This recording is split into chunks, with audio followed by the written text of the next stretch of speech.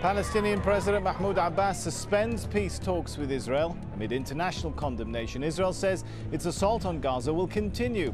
What does the incursion aim to achieve, and how will it impact the peace process? This is Inside Story.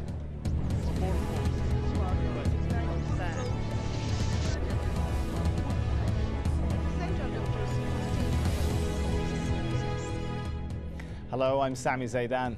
Palestinian President Mahmoud Abbas has halted peace talks with Israel, demanding an end to its massive assault on Gaza, which has left more than 100 Palestinians dead.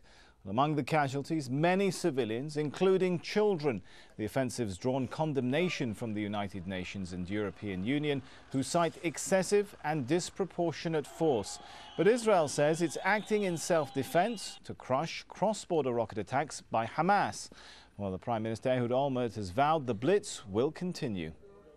Joining us to discuss the latest situation in Gaza are our guests in Tel Aviv, Gideon Levy, a journalist at Haaretz newspaper, and in London, Abdelbari Atwan, editor-in-chief of Al-Quds Al-Arabi newspaper. Thank you both for joining us. If I could start with Mr. Levy, what is the goal of this operation in military terms, do you think? I mean, we're listening to statements coming out of Israeli leaders talking like Ehud Barak, saying the operation's goal is to end the firing of Qassam rockets. Is that really possible?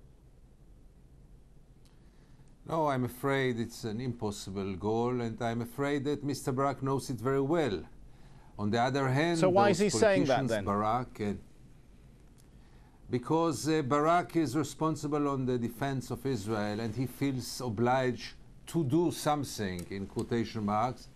And after so many days of Qassams, doing something in Israeli terms is, as usual, violence, and even more so.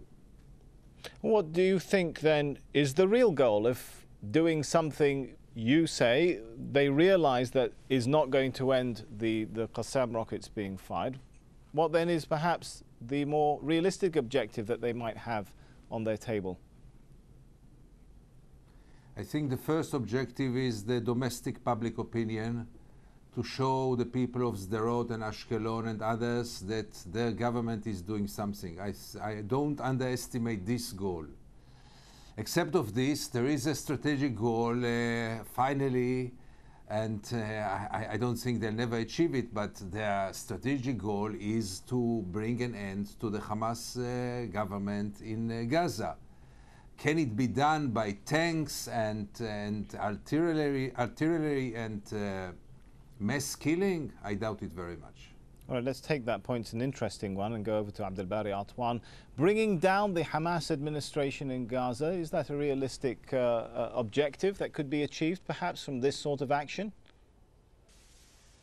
Well, I believe it will do the opposite. But before I explain that, this is not doing something. This is a genocide. This is ethnic cleansing. This is a Holocaust, as the Deputy Defense Minister in Israel said exactly. When I said it is counterproductive, I believe I've been in touch with the people in Gaza, even from the Fatah, who are anti-Hamas. They are really now siding with the Hamas, and people are supporting Hamas more than they used to do before these kind of incursions, because of these massacres committed against Palestine. A third of 100 people who were massacred are children. So I think it does play to the hands of Hamas. It does play to the hands of the radicals. It is a huge embarrassment to Mahmoud Abbas, the Palestinian president. It is a huge embarrassment to the moderate wing among the Palestinian people. They can see the Israelis are undermining them completely, shattering and blowing up the peace process. So I don't know what they have achieved by this kind of massacres and ethnic cleansing, except actually playing to the radicals, the hand of the radicals. Some Israeli officials are talking about the operation being widened further. How far could it go? Could we see perhaps an attempt to take over the Gaza Strip once again? What do you think, Mr. Atwan?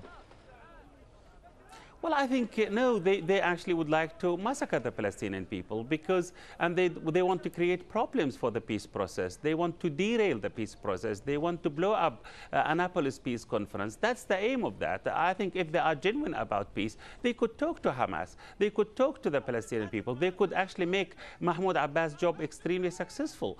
But actually, they are bombing the Palestinians in Gaza, killing more than 100 people in 4 days, and at the same time invading Nablus, killing members of Hamas Fatah group in a cold blood, and then saying to Abbas, we are not going to make your job successful. They have not dismantled one single military checkpoint in the West Bank out of 627 of them. They did not dismantle one so-called illegal settlement, 137 of them there in the West Bank. So you cannot say those people are looking for peace. They are looking for bloods, actually. They want to massacre the Palestinian people, whether they are moderates or radicals. Let's take those points to Gideon Levy once again. An attempt to massacre, genocide, Abdelbari Atwan using some very strong terms there. Is the goal to massacre, to create such a problem that it perhaps torpedoes the peace process? What do you think, Mr. Levy? There's no chance that I will defend what my government and my army is doing in Gaza, but I wouldn't use those terms because I think that using those terms is doing misjustice to the truth. I think it is horrible enough what is happening there. I think that 100 people killed, most of them, or at least half of them, unarmed, so many children and women. It is horrible enough in order not to use those terms of massacre and Holocaust. Let's keep them. What will we say on this horrible day, if it will come, when 10,000 people will be killed? Then what term will we use then? So I would be more modest with the terms, even though I'm very shocked from what is happening there. Unfortunately, most of Israelis are not exposed to the pictures that you in London and in Doha are exposed to. I'm very sorry for this. I wish more of my fellow Israelis would have been exposed to those horrible pictures. And I don't think the aim is blood. I think that the Israeli government and the IDF are more sophisticated than this. And I don't think that blood is the aim. The aim is, as I say, the political one. And is it a realistic one? In addition to perhaps appeasing Israeli all. public opinion, could the peace process itself be in the target crosshairs here, as Mr. Atwan is suggesting, that maybe it gets Israel out of a difficult position in having to make compromises for the peace process? First of all, I'm very happy to hear that both you, Sami and Mr. Atwan, have some faith in this, what you call peace process. I'm not sure there was a peace process going on. I wouldn't use this term either. It was a kind of dialogue which all the parties knew will not lead to anywhere, because neither Mr.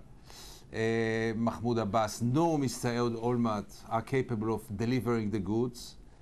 I believe that there were some good intentions there, so I don't think they need all this operation to ruin it, because for ruining nothing, you don't need all this mass killing. I think, as I said before, there were political reasons, and I hope that Mr. Abbas is really so shocked as he seems to be from what Israel is doing in Gaza, though I'm not so sure. All right, Abdelbari Atwan, you've talked about a wider conflict looming on the region. Is this perhaps the introduction to something even bigger? Well, I believe yes. I think Sorry, I'll let Mr. Atwan answer that first, and we'll come back to you, Gideon, in a moment. Sure, sure. Yeah, I believe that there is a huge tension now in the region, a huge frustration. The Americans are sending the SS Cole destroyer to the Lebanese water, and we can see there is a crisis in Lebanon itself, and it could be ignited. We are waiting for the trigger. I believe there is the American and the Israeli made up their mind to crush the resistance, whether in Lebanon, in Hezbollah, and all in Gaza, where Hamas and other guerrilla groups are fighting the Israelis. So it seems we are heading toward a wide-scale war in the whole region because, as I said, the Americans are not happy with the Iranian program, nuclear program, Iranian involvement in Iraq. They are not happy with the Iranian support to Hamas, the growing power of Hezbollah in Lebanon. So it seems this kind of a rehearsal to a wider conflict, which is brewing now in Washington and Tel Aviv. All right, Gideon Levy, you started talking there a minute ago, and it seemed like you disagreed with that analysis. Why? I wish that in our bleeding area things would have been so well planned ahead of time. I think that most of our wars developed, and with these kind of operations, especially this one who started on Saturday in Gaza, you know very well how you start and you never know how will it go on. I'm afraid it will lead to much more bloodshed, yes. But I'm not sure that someone is planning an overall war in the region, because this war will not serve anybody. The Israeli leadership, the last time they tried to declare war, they almost lost their power, and Israel was coming out not really in flying colors out of the war in Lebanon.